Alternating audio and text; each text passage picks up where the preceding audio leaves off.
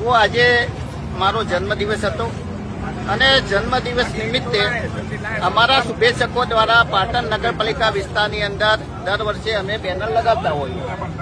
આ વખતે પણ બેનર લગાવવા માટે અમે કાયદેસર રીતે તારીખ 29/8/2025ના દિવસે ચીફ ઓફિસર પાસે અમે પરવાનગી માગીએ. ચીફ ઓફિસરે અમને પત્ર લખી અને એવું જણાવ્યું કે આ પરિશ્રમ એજન્સીને અમે આ કોન્ટ્રાક્ટ આપેલો છે અને એને પૈસા ભર્યા નથી, એટલે એનો કોન્ટ્રાક્ટ રદ કરવા માટે અમે આગામી કારોબારી સમિતિમાં આ કામ મૂકેલું છે, એટલે અમે પરમિશન આપી શકીએ નહીં.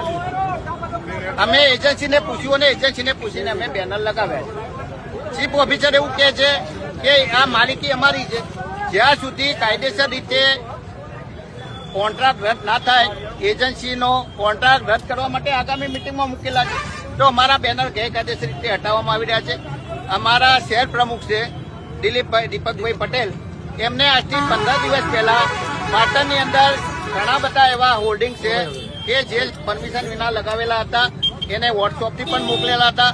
આજ દિન સુધી એ બેનર લગાવી ઉતારવામાં આવ્યા નથી અને અમે એજન્સીના જે રેમ મારેલી છે એના પર બોર્ડ લગાવીએ છીએ.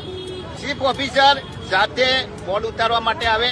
પાટણ ચીફ ઓફિસરના નગરપાલિકાના ચીફ ઓફિસરને આજે અમે જે સેવાકીય કામો કર્યા, લોકો ખાડામાં ત્રસ્ત બન્યા હતા, જે ગંદકી હતી અને મીડિયાએ એની ગંભીર પ્રમાણે નોંધ લીધી અને પાલિકાનું જે તંત્ર નિષ્ફળ છે બતાવ્યું, એટલે એમના પગ નીચેથી હવા નીકળી ગઈ છે.